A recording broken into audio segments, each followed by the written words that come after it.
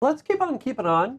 Take a look at the next little building block, which, as you mentioned, is going to be our attribute directive. So what's an attribute directive? Sure. And again, I love the quotes that I can get here from Angular's team. So they specifically say that Angular directives can change the appearance and behavior of an element. And it's simply that. It's really just styling the elements. What you see there is I have 4 ways of styling an element, and they either play with adding or removing classes by having things that are Boolean true, false, or specifically just writing in the styling right onto the element itself, or adding custom directives. We won't get into custom directives. We'll keep it pretty simple.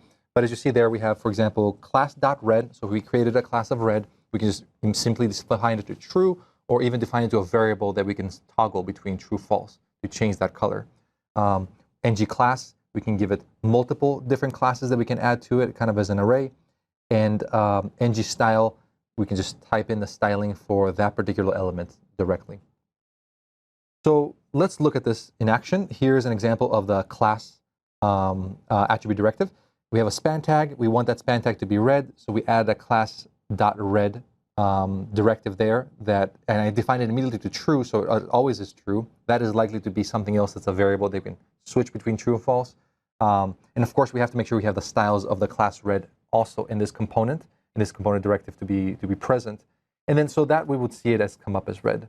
So I can make that true that you have hard-coded into there a variable. And that's, of course, a very common practice, is if I want to change the way that the UI looks, that I do that by just simply adding, removing classes, so I could have that variable flip, and then I'm assuming then that it would automatically remove or add in the classes needed. Exactly. Exactly right. Yep. Perfect. Awesome.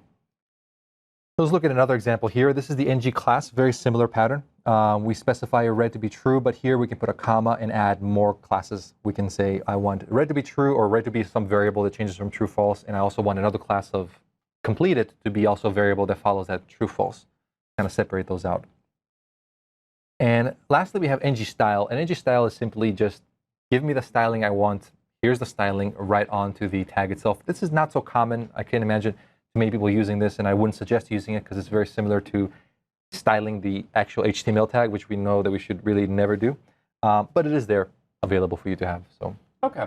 But it really looks like that Angular is trying to help guide us in the right direction of using classes, which is really what we should be doing. Exactly. Absolutely. Okay. So then I guess the next step is to get in and see how this is done. Yes.